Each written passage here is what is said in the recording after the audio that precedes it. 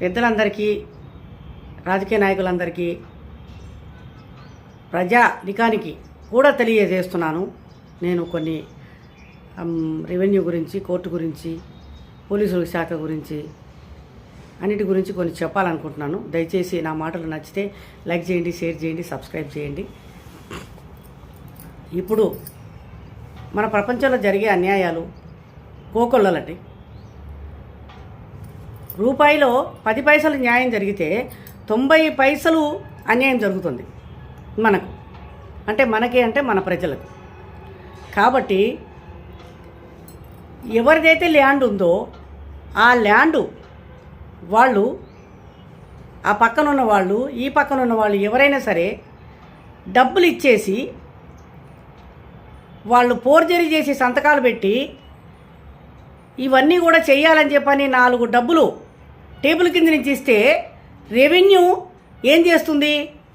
ఎవరైతే డబ్బులు ఇస్తారో వాళ్ళకి మాత్రమే ఫోర్జరీ సంతకాలు పెట్టినా పర్వాలేదు, మీరు ఎవరైనా పర్వాలేదు, మాకు సంబంధం లేదు, మీకు మేము ఇది రాసిస్తున్నాము అని చెప్పి అన్నట్టుగా, ఇది మీకు రిజిస్ట్రేషన్ చేస్తున్నాము అన్నట్టుగా రెవెన్యూ శాఖ రిజిస్ట్రేషన్ చేస్తుంది. ఎందుకంటే ఇది ఎవరు కూడా ఆలోచించట్లేదు. ప్రతి ఒక్కరూ 99% ఇట్లాంటి కేసులే ఉన్నాయి కోర్టుల్లో. ఫోర్జరీ సంతకాలు. రెవెన్యూ ఏ విధంగా తయారైందంటే లంచాలు తీసుకోవడంలో ఫస్ట్ ఉంటుంది.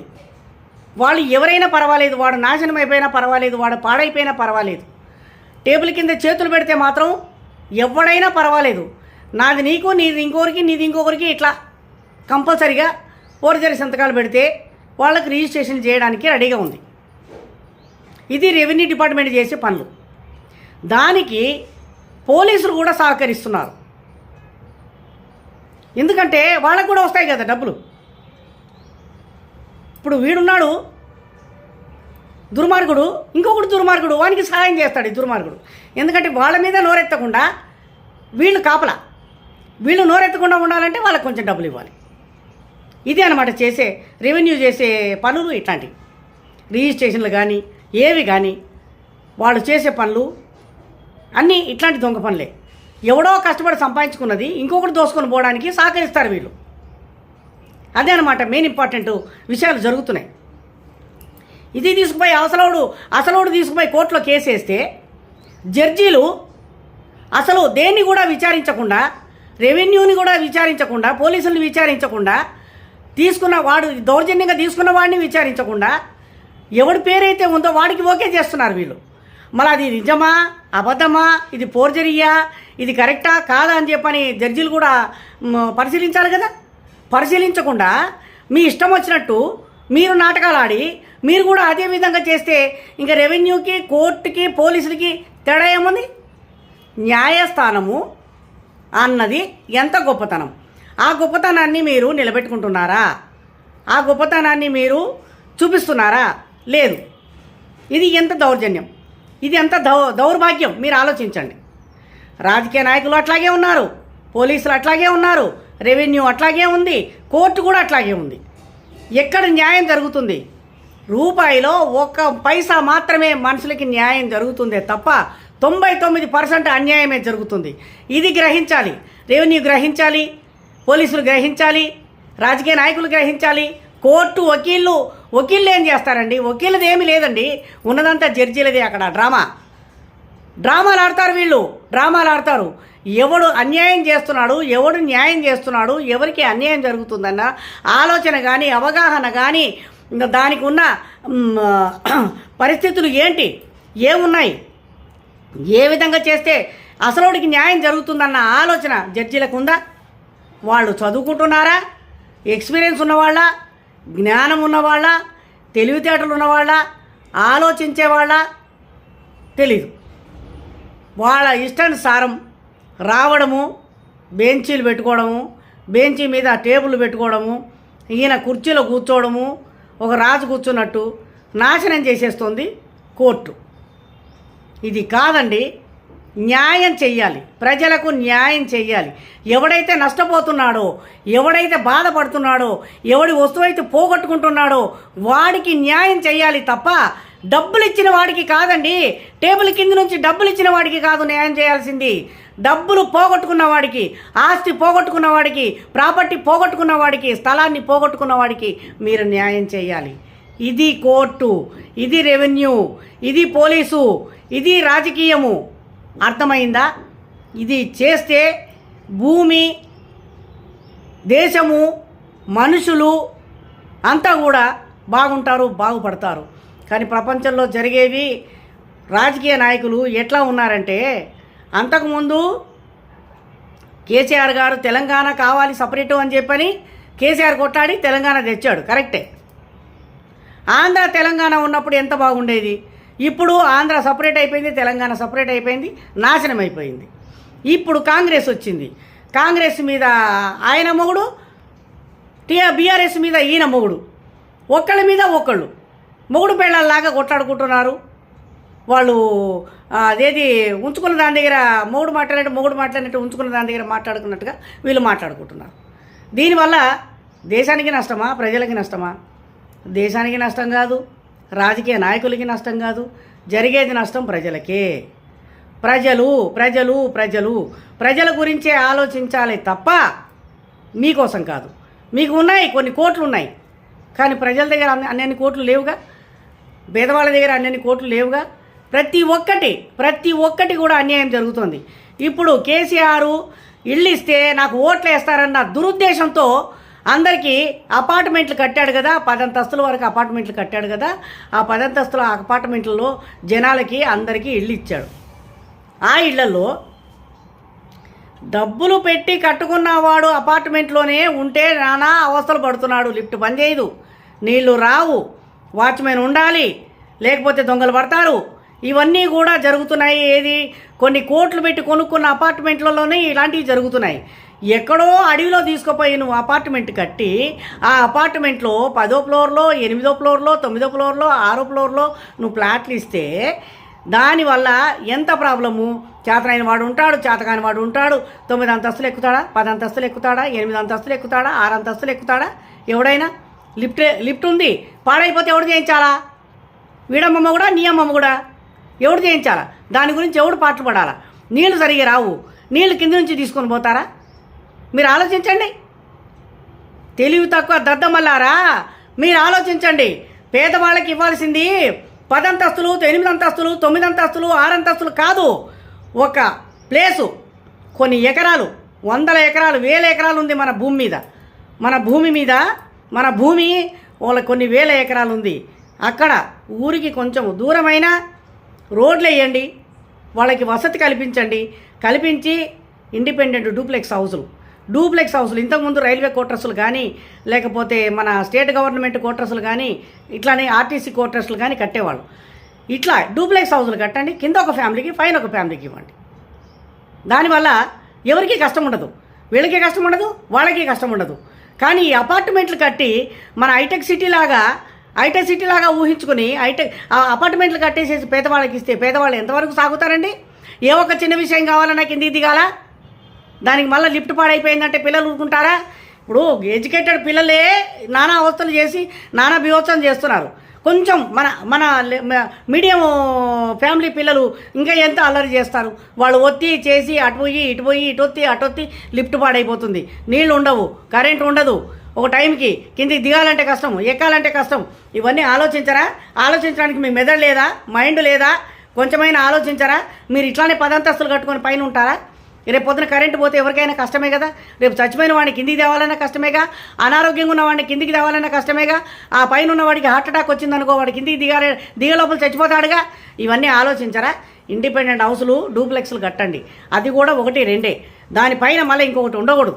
అది కట్టేసేసి పేదవాళ్ళకి మీరు ఎక్కడ ఇస్తారో అక్కడ వసతి, రోడ్డు ఇవన్నీ కూడా చూపించి ఆ ఏరియాలో వాళ్ళకి ఇస్తే సరే. కొంత దూరం అయినా పర్వాలేదు, బళ్ళు వేసుకొని, కార్లు వేసుకొని, ప్రతి ఒక్కడికి కూడా ఇప్పుడు కారు ఉంటుంది, ప్రతి ఒక్కడికి కూడా బండి ఉంటుంది. అదన చెత్త ఏరుకునేవాడికి కూడా బండి ఉంటుంది, చెత్త అమ్ముకునేవాడికి కూడా బండి ఉంటుంది, లేబర్ పనిచేసేవాడికి బండి ఉంటుంది. బండ్లు వేసుకొని పోతారు, వాళ్ళ పనులు వాళ్ళు చేసుకుంటారు. అంతే తప్ప మీరు ఇష్టానుసారం మీరు ఇట్లా కట్టి ఈ విధంగా ఇవ్వడం అనేది, ఈ అపార్ట్మెంట్లు ఇవ్వడం అనేది చాలా తప్పు.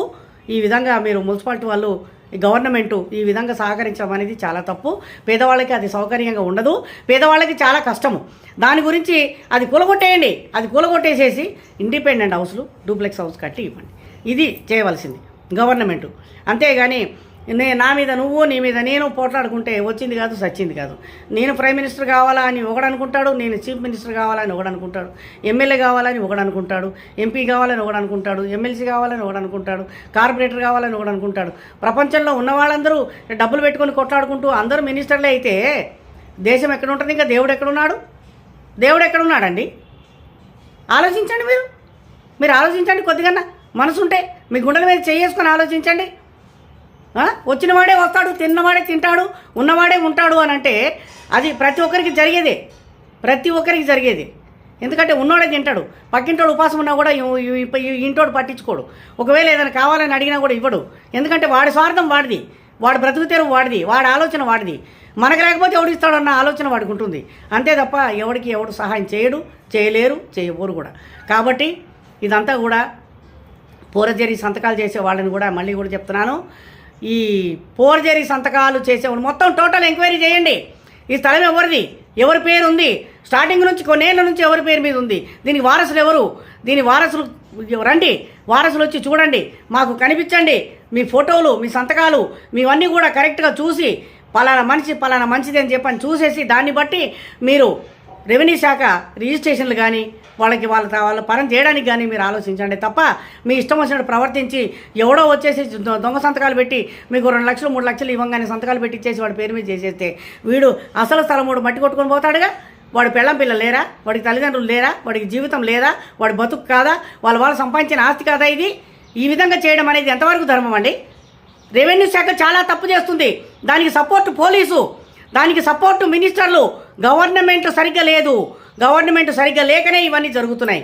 ఎక్కడ పడితే అక్కడ ప్రతి ఒక్క హాస్టళ్లలో కూడా ఈ విధంగా జరుగుతుందంటే కారణం ఏంటి? గవర్నమెంట్ కరెక్ట్గా లేదు, ఎంక్వైరీ చేసే వాళ్ళు కరెక్ట్గా లేరు.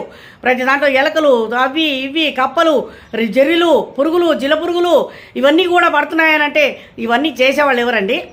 హాస్టల్లో ఉన్నవాళ్ళు చేస్తున్నారు దుర్మార్గం బుద్ధులు సంపాదించుకోవడానికి, కుప్పలు చేసుకోవడానికి, పోగు చేసుకోవడానికి. ప్రజల గురించి ఆలోచించండి దరిద్రులారా. మీరు పిల్లల గురించి ఆలోచించండి. ఈరోజు పిల్లలే రేపటి పౌరులే రేపు పెద్దలు. అది ఆలోచించి మీరు పిల్లల్ని బాగా చూసుకునేటట్టుగా మీరు ఆలోచించండి. ప్రతి ఒక్క హాస్టల్కి కానీ, ప్రతి ఒక్క గురుకుల పాఠశాలకు కానీ మనుషులను పెట్టి మంచివాడిని, నీతిగల వాడిని, మళ్ళా వాడు డబ్బులు తీసుకుంటే చెప్పు తీసుకొని కొట్టాలా నా కొడుకుల్ని, చెప్పు తీసుకొని కొట్టాలా, డబ్బులు తీసుకొని వాళ్ళు అంత పాడితే. లేకుండా నీతి నిజాయితీగా ఉన్నవాడిని పంపించి ఎంక్వైరీ చేయించండి. వాళ్ళ పిల్లలకు ఎక్కడైతే హాస్టల్లో పిల్లలు ఉన్నారో ఆ పిల్లలందరికీ కూడా మంచి జరిగేలాగా వాళ్ళ భోజనాలు కానీ, వాళ్ళ వసతి కానీ, వాళ్ళ బట్టలు కానీ, వాళ్ళ మంచాలు కానీ, వాళ్ళు పడుకోవడానికి కానీ పుస్తకాలు కానీ, పెన్సిల్ కానీ, రబ్బర్లు కానీ, ల్యాప్టాప్లు కానీ ఏవి కానీ కరెక్ట్గా ఉన్నాయా లేదా అని చెప్పి అనేది వాళ్ళకి సమకూర్చి వాళ్ళకి న్యాయం చేసేలాగా మీరు ప్రవర్తించండి. గవర్నమెంటు కళ్ళు తెరవండి. రేవంత్ రెడ్డి గారు మీరు ఆలోచించండి. ఎవరైనా సరే మోదీ కానీ గవర్నమెంటు, అటు ఆంధ్రప్రదేశ్లో కూడా చంద్రబాబు నాయుడు గారు కానీ, మన పవన్ కళ్యాణ్ గారు కానీ, మన ఆయన వారసుడు కానీ ఎవరు కానీ ప్రతి ఒక్కరు కూడా మనం ప్రజల గురించే ఆలోచించి ప్రజల్ని బాగు చేయాలని ఆలోచించాలి. ఎందుకంటే మీరు గద్దెలెక్కింది కూడా ప్రజల వల్లనే. ప్రజలు ఓటేయకపోతే మీకు గద్దె లేదు, అది ఆలోచించండి. ప్రజలు ఓటేయకపోతే మీరు సీఎంలు కాలేరు, పిఎంలు కాలేరు, ఏది కూడా గవర్నర్లు కాలేరు, ఎవరు కాలేరు.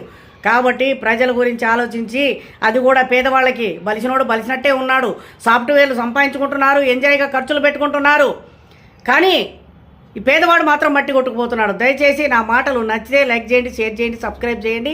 దయచేసి రెవెన్యూ వాళ్ళకి దయచేసి చెప్తున్నాను, మంచి చేసేటట్టు మీరు ఆలోచించండి. జడ్జీలు కూడా మంచిగా న్యాయంగా తీర్పిచ్చి న్యాయం చేయాలని చెప్పని కోరుకోవడం జరుగుతుంది. జై హింద్. పెద్దలందరికీ, రాజకీయ నాయకులందరికీ, ప్రజానికానికి కూడా తెలియజేస్తున్నాను. నేను కొన్ని రెవెన్యూ గురించి, కోర్టు గురించి, పోలీసుల శాఖ గురించి, అన్నిటి గురించి కొన్ని చెప్పాలనుకుంటున్నాను. దయచేసి నా మాటలు నచ్చితే లైక్ చేయండి, షేర్ చేయండి, సబ్స్క్రైబ్ చేయండి.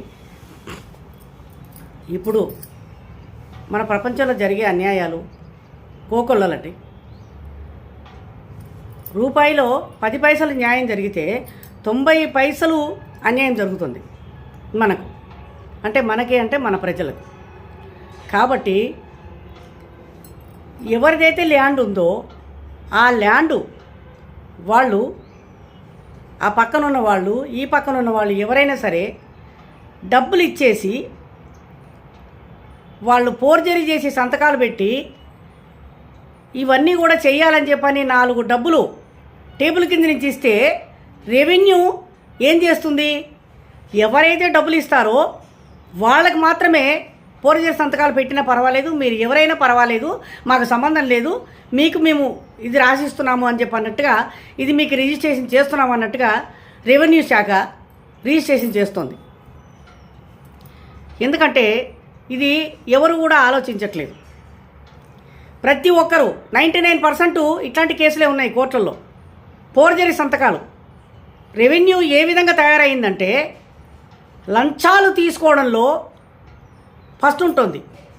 వాళ్ళు ఎవరైనా పర్వాలేదు, వాడు నాశనం అయిపోయినా పర్వాలేదు, వాడు పాడైపోయినా పర్వాలేదు, టేబుల్ కింద చేతులు పెడితే మాత్రం ఎవడైనా పర్వాలేదు, నాది నీకు, నీది ఇంకొకరికి, నీది ఇంకొకరికి, ఇట్లా కంపల్సరిగా ఫోర్జరీ సంతకాలు పెడితే వాళ్ళకి రిజిస్ట్రేషన్ చేయడానికి రెడీగా ఉంది. ఇది రెవెన్యూ డిపార్ట్మెంట్ చేసే పనులు. దానికి పోలీసులు కూడా సహకరిస్తున్నారు. ఎందుకంటే వాళ్ళకు కూడా వస్తాయి కదా డబ్బులు. ఇప్పుడు వీడున్నాడు దుర్మార్గుడు, ఇంకొకటి దుర్మార్గుడు, వానికి సహాయం చేస్తాడు ఈ దుర్మార్గుడు. ఎందుకంటే వాళ్ళ మీద నోరెత్తకుండా వీళ్ళు కాపలా, వీళ్ళు నోరెత్తకుండా ఉండాలంటే వాళ్ళకి కొంచెం డబ్బులు ఇవ్వాలి. ఇదే అనమాట చేసే రెవెన్యూ చేసే పనులు. ఇట్లాంటివి రిజిస్ట్రేషన్లు కానీ ఏవి కానీ వాళ్ళు చేసే పనులు అన్నీ ఇట్లాంటి దొంగ పనులే. ఎవడో కష్టపడి సంపాదించుకున్నది ఇంకొకటి దోసుకొని పోవడానికి సహకరిస్తారు వీళ్ళు. అదే అనమాట మెయిన్ ఇంపార్టెంట్ విషయాలు జరుగుతున్నాయి. ఇది తీసుకుపోయి అసలోడు తీసుకుపోయి కోర్టులో కేసు వేస్తే జడ్జీలు అసలు దేన్ని కూడా విచారించకుండా, రెవెన్యూని కూడా విచారించకుండా, పోలీసులను విచారించకుండా, తీసుకున్న వాడు దౌర్జన్యంగా తీసుకున్న వాడిని విచారించకుండా ఎవడి పేరైతే ఉందో వాడికి ఓకే చేస్తున్నారు వీళ్ళు. మళ్ళీ అది నిజమా అబద్ధమా, ఇది ఫోర్జరీయా, ఇది కరెక్టా కాదా అని చెప్పని జడ్జీలు కూడా పరిశీలించాలి కదా. పరిశీలించకుండా మీ ఇష్టం వచ్చినట్టు మీరు నాటకాలు ఆడి మీరు కూడా అదే విధంగా చేస్తే ఇంకా రెవెన్యూకి, కోర్టుకి, పోలీసులకి తేడా ఏముంది? న్యాయస్థానము అన్నది ఎంత గొప్పతనం. ఆ గొప్పతనాన్ని మీరు నిలబెట్టుకుంటున్నారా? ఆ గొప్పతనాన్ని మీరు చూపిస్తున్నారా? లేదు. ఇది ఎంత దౌర్జన్యం, ఇది ఎంత దౌర్భాగ్యం మీరు ఆలోచించండి. రాజకీయ నాయకులు అట్లాగే ఉన్నారు, పోలీసులు అట్లాగే ఉన్నారు, రెవెన్యూ అట్లాగే ఉంది, కోర్టు కూడా అట్లాగే ఉంది. ఎక్కడ న్యాయం జరుగుతుంది? రూపాయిలో 1 పైసా మాత్రమే మనుషులకి న్యాయం జరుగుతుందే తప్ప 99% అన్యాయమే జరుగుతుంది. ఇది గ్రహించాలి. రెవెన్యూ గ్రహించాలి, పోలీసులు గ్రహించాలి, రాజకీయ నాయకులు గ్రహించాలి, కోర్టు వకీళ్ళు ఏం చేస్తారండి? వకీలది ఏమీ లేదండి, ఉన్నదంతా జడ్జీలదే. అక్కడ డ్రామాలు ఆడతారు వీళ్ళు, డ్రామాలు ఆడతారు. ఎవడు అన్యాయం చేస్తున్నాడు, ఎవడు న్యాయం చేస్తున్నాడు, ఎవరికి అన్యాయం జరుగుతుందన్న ఆలోచన కానీ అవగాహన కానీ, దానికి ఉన్న పరిస్థితులు ఏంటి, ఏమున్నాయి, ఏ విధంగా చేస్తే అసలుడికి న్యాయం జరుగుతుందన్న ఆలోచన జడ్జీలకు ఉందా? వాళ్ళు చదువుకుంటున్నారా? ఎక్స్పీరియన్స్ ఉన్నవాళ్ళ, జ్ఞానం ఉన్నవాళ్ళ, తెలివితేటలు ఉన్నవాళ్ళ, ఆలోచించేవాళ్ళ? తెలీదు. వాళ్ళ ఇష్టానుసారం రావడము, బెంచీలు పెట్టుకోవడము, బెంచీ మీద టేబుల్ పెట్టుకోవడము, ఈయన కుర్చీలో కూర్చోవడము, ఒక రాజు కూర్చున్నట్టు నాశనం చేసేస్తుంది కోర్టు. ఇది కాదండి. న్యాయం చెయ్యాలి, ప్రజలకు న్యాయం చెయ్యాలి. ఎవడైతే నష్టపోతున్నాడో, ఎవడైతే బాధపడుతున్నాడో, ఎవడి వస్తువైతే పోగొట్టుకుంటున్నాడో వాడికి న్యాయం చెయ్యాలి తప్ప డబ్బులు ఇచ్చిన వాడికి కాదండి. టేబుల్ కింద నుంచి డబ్బులు ఇచ్చిన వాడికి కాదు న్యాయం చేయాల్సింది. డబ్బులు పోగొట్టుకున్న వాడికి, ఆస్తి పోగొట్టుకున్న వాడికి, ప్రాపర్టీ పోగొట్టుకున్న వాడికి, స్థలాన్ని పోగొట్టుకున్న వాడికి మీరు న్యాయం చేయాలి. ఇది కోర్టు, ఇది రెవెన్యూ, ఇది పోలీసు, ఇది రాజకీయము. అర్థమైందా? ఇది చేస్తే భూమి, దేశము, మనుషులు అంతా కూడా బాగుంటారు, బాగుపడతారు. కానీ ప్రపంచంలో జరిగేవి రాజకీయ నాయకులు ఎట్లా ఉన్నారంటే, అంతకుముందు కేసీఆర్ గారు తెలంగాణ కావాలి సపరేటు అని చెప్పని కేసీఆర్ కొట్లాడి తెలంగాణ తెచ్చాడు, కరెక్టే. ఆంధ్ర తెలంగాణ ఉన్నప్పుడు ఎంత బాగుండేది. ఇప్పుడు ఆంధ్ర సపరేట్ అయిపోయింది, తెలంగాణ సపరేట్ అయిపోయింది, నాశనం అయిపోయింది. ఇప్పుడు కాంగ్రెస్ వచ్చింది. కాంగ్రెస్ మీద ఆయన మొగుడు, బీఆర్ఎస్ మీద ఈయన మొగుడు, ఒక్కళ్ళ మీద ఒక్కళ్ళు మొగుడు పెళ్ళాలాగా కొట్లాడుకుంటున్నారు. వాళ్ళు అదేది ఉంచుకున్న దాని దగ్గర మొగుడు మాట్లాడినట్టు ఉంచుకున్న దాని దగ్గర మాట్లాడుకున్నట్టుగా వీళ్ళు మాట్లాడుకుంటున్నారు. దీనివల్ల దేశానికి నష్టమా, ప్రజలకి నష్టమా? దేశానికి నష్టం కాదు, రాజకీయ నాయకులకి నష్టం కాదు, జరిగేది నష్టం ప్రజలకే. ప్రజలు ప్రజలు ప్రజలు ప్రజల గురించే ఆలోచించాలి తప్ప మీకోసం కాదు. మీకు ఉన్నాయి, కొన్ని కోట్లు ఉన్నాయి, కానీ ప్రజల దగ్గర అన్ని కోట్లు లేవుగా, పేదవాళ్ళ దగ్గర అన్ని కోట్లు లేవుగా. ప్రతి ఒక్కటి కూడా అన్యాయం జరుగుతుంది. ఇప్పుడు కేసీఆర్ ఇళ్ళు ఇస్తే నాకు ఓట్లు వేస్తారన్న దురుద్దేశంతో అందరికీ అపార్ట్మెంట్లు కట్టాడు కదా, 10 అంతస్తుల వరకు అపార్ట్మెంట్లు కట్టాడు కదా. ఆ 10 అంతస్తుల అపార్ట్మెంట్లలో జనాలకి అందరికీ ఇళ్ళు ఇచ్చాడు. ఆ ఇళ్లలో డబ్బులు పెట్టి కట్టుకున్నవాడు అపార్ట్మెంట్లోనే ఉంటే నానా అవస్థలు పడుతున్నాడు. లిఫ్ట్ పనిచేయదు, నీళ్లు రావు, వాచ్మెన్ ఉండాలి, లేకపోతే దొంగలు పడతారు. ఇవన్నీ కూడా జరుగుతున్నాయి. ఏది కొన్ని కోట్లు పెట్టి కొనుక్కున్న అపార్ట్మెంట్లలోనే ఇలాంటివి జరుగుతున్నాయి. ఎక్కడో అడవిలో తీసుకుపోయి నువ్వు అపార్ట్మెంట్ కట్టి ఆ అపార్ట్మెంట్లో 10వ ఫ్లోర్లో, 8వ ఫ్లోర్లో, 9వ ఫ్లోర్లో, 6వ ఫ్లోర్లో నువ్వు ఫ్లాట్లు ఇస్తే దానివల్ల ఎంత ప్రాబ్లము? చేతనైన వాడు ఉంటాడు, చేతకాని వాడు ఉంటాడు. 9 అంతస్తులు ఎక్కుతాడా, 10 అంతస్తులు ఎక్కుతాడా, 8 అంతస్తులు ఎక్కుతాడా, 6 అంతస్తులు ఎక్కుతాడా? ఎవడైనా లిఫ్ట్ ఉంది, పాడైపోతే ఎవడు చేయించాలా? వీడమ్మమ్మ కూడా, నీ అమ్మమ్మ కూడా ఎవడు చేయించాలా? దాని గురించి ఎవడు పాటలు పడాలా? నీళ్లు సరిగా రావు, నీళ్లు కింద నుంచి తీసుకొని పోతారా? మీరు ఆలోచించండి. తెలివి తక్కువ దద్దమల్లారా, మీరు ఆలోచించండి. పేదవాళ్ళకి ఇవ్వాల్సింది 10 అంతస్తులు, 8 అంతస్తులు, 9 అంతస్తులు, 6 అంతస్తులు కాదు. ఒక ప్లేసు, కొన్ని ఎకరాలు, 100 ఎకరాలు, 1000 ఎకరాలు ఉంది మన భూమి మీద. మన భూమి వాళ్ళ కొన్ని 1000 ఎకరాలు ఉంది. అక్కడ ఊరికి కొంచెం దూరమైన రోడ్లు వేయండి, వాళ్ళకి వసతి కల్పించి ఇండిపెండెంట్ డూప్లెక్స్ హౌసులు ఇంతకుముందు రైల్వే క్వార్టర్స్లు కానీ, లేకపోతే మన స్టేట్ గవర్నమెంట్ క్వార్టర్స్లు కానీ, ఇట్లానే ఆర్టీసీ క్వార్టర్స్లు కానీ కట్టేవాళ్ళు. ఇట్లా డూప్లెక్స్ హౌసులు కట్టండి, కింద ఒక ఫ్యామిలీకి, పైన ఒక ఫ్యామిలీకి ఇవ్వండి. దానివల్ల ఎవరికీ కష్టం ఉండదు, వీళ్ళకి కష్టం ఉండదు, వాళ్ళకి కష్టం ఉండదు. కానీ ఈ అపార్ట్మెంట్లు కట్టి మన హైటెక్ సిటీ లాగా ఊహించుకొని అపార్ట్మెంట్లు కట్టేసేసి పేదవాళ్ళకి ఇస్తే పేదవాళ్ళు ఎంతవరకు సాగుతారండి?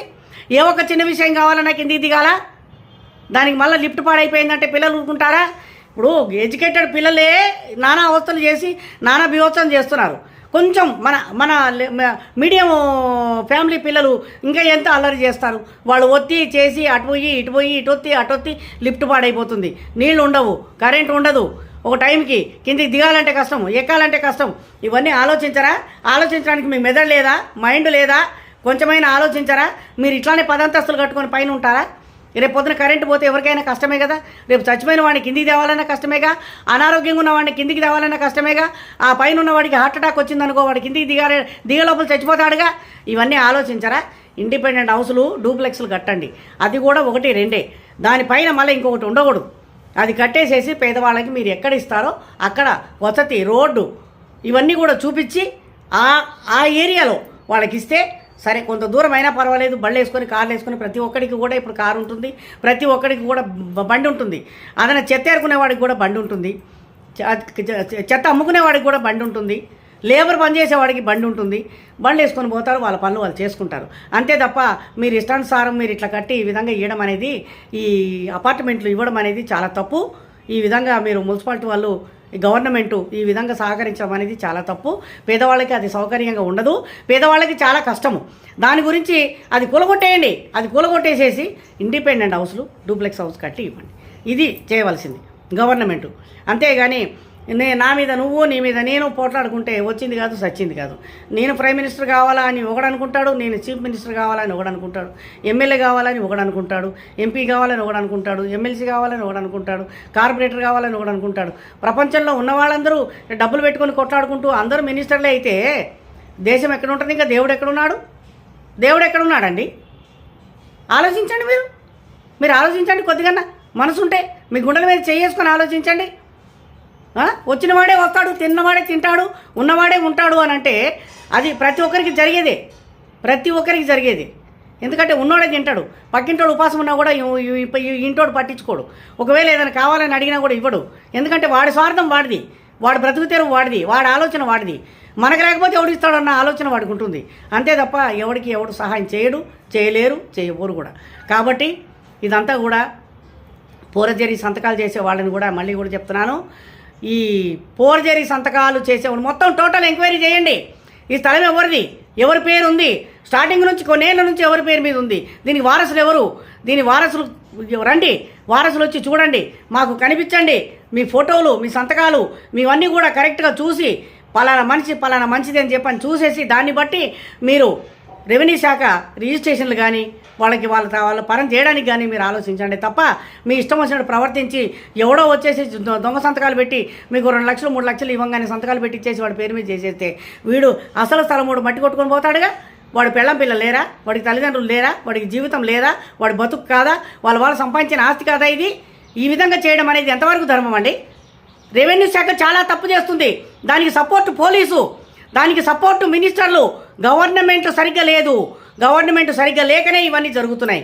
ఎక్కడ పడితే అక్కడ ప్రతి ఒక్క హాస్టళ్లలో కూడా ఈ విధంగా జరుగుతుందంటే కారణం ఏంటి? గవర్నమెంట్ కరెక్ట్గా లేదు, ఎంక్వైరీ చేసే వాళ్ళు కరెక్ట్గా లేరు. ప్రతి దాంట్లో ఎలకలు, అవి ఇవి, కప్పలు, జెర్రీలు, పురుగులు, జిల పురుగులు ఇవన్నీ కూడా పడుతున్నాయనంటే ఇవన్నీ చేసేవాళ్ళు ఎవరండి? హాస్టల్లో ఉన్నవాళ్ళు చేస్తున్నారు దుర్మార్గం బుద్ధులు సంపాదించుకోవడానికి, కుప్పలు చేసుకోవడానికి, పోగు చేసుకోవడానికి. ప్రజల గురించి ఆలోచించండి రా దరిద్రులారా. మీరు పిల్లల గురించి ఆలోచించండి. ఈరోజు పిల్లలే రేపటి పౌరులే రేపు పెద్దలు. అది ఆలోచించి మీరు పిల్లల్ని బాగా చూసుకునేటట్టుగా మీరు ఆలోచించండి. ప్రతి ఒక్క హాస్టల్కి కానీ, ప్రతి ఒక్క గురుకుల పాఠశాలకు కానీ మనుషులను పెట్టి మంచివాడిని, నీతిగల వాడిని, మళ్ళా వాడు డబ్బులు తీసుకుంటే చెప్పు తీసుకొని కొట్టాలా, నా కొడుకుల్ని చెప్పు తీసుకొని కొట్టాలా, డబ్బులు తీసుకొని వాళ్ళు అంత పాడితే. లేకుండా నీతి నిజాయితీగా ఉన్నవాడిని పంపించి ఎంక్వైరీ చేయించండి. వాళ్ళ పిల్లలకు ఎక్కడైతే హాస్టల్లో పిల్లలు ఉన్నారో ఆ పిల్లలందరికీ కూడా మంచి జరిగేలాగా వాళ్ళ భోజనాలు కానీ, వాళ్ళ వసతి కానీ, వాళ్ళ బట్టలు కానీ, వాళ్ళ మంచాలు కానీ, వాళ్ళు పడుకోవడానికి కానీ పుస్తకాలు కానీ, పెన్సిల్ కానీ, రబ్బర్లు కానీ, ల్యాప్టాప్లు కానీ ఏవి కానీ కరెక్ట్గా ఉన్నాయా లేదా అని చెప్పి అనేది వాళ్ళకి సమకూర్చి వాళ్ళకి న్యాయం చేసేలాగా మీరు ప్రవర్తించండి. గవర్నమెంటు కళ్ళు తెరవండి. రేవంత్ రెడ్డి గారు మీరు ఆలోచించండి. ఎవరైనా సరే మోదీ కానీ గవర్నమెంటు, అటు ఆంధ్రప్రదేశ్లో కూడా చంద్రబాబు నాయుడు గారు కానీ, మన పవన్ కళ్యాణ్ గారు కానీ, మన ఆయన వారసుడు కానీ ఎవరు కానీ ప్రతి ఒక్కరు కూడా మన ప్రజల గురించే ఆలోచించి ప్రజల్ని బాగు చేయాలని ఆలోచించాలి. ఎందుకంటే మీరు గద్దెలెక్కింది కూడా ప్రజల వల్లనే. ప్రజలు ఓటేయకపోతే మీకు గద్దె లేదు, అది ఆలోచించండి. ప్రజలు ఓటేయకపోతే మీరు సీఎంలు కాలేరు, పిఎంలు కాలేరు, ఏది కూడా గవర్నర్లు కాలేరు, ఎవరు కాలేరు. కాబట్టి ప్రజల గురించి ఆలోచించి, అది కూడా పేదవాళ్ళకి బలిసినోడు బలిసినట్టే ఉన్నాడు, సాఫ్ట్వేర్లు సంపాదించుకుంటున్నారు, ఎంజాయ్గా ఖర్చులు పెట్టుకుంటున్నారు, కానీ ఈ పేదవాడు మాత్రం మట్టి కొట్టుకుపోతున్నాడు. దయచేసి నా మాటలు నచ్చితే లైక్ చేయండి, షేర్ చేయండి, సబ్స్క్రైబ్ చేయండి. దయచేసి రెవెన్యూ వాళ్ళకి దయచేసి చెప్తున్నాను, మంచి చేసేటట్టు మీరు ఆలోచించండి. జడ్జీలు కూడా మంచిగా న్యాయంగా తీర్పిచ్చి న్యాయం చేయాలని చెప్పని కోరుకోవడం జరుగుతుంది. జై హింద్.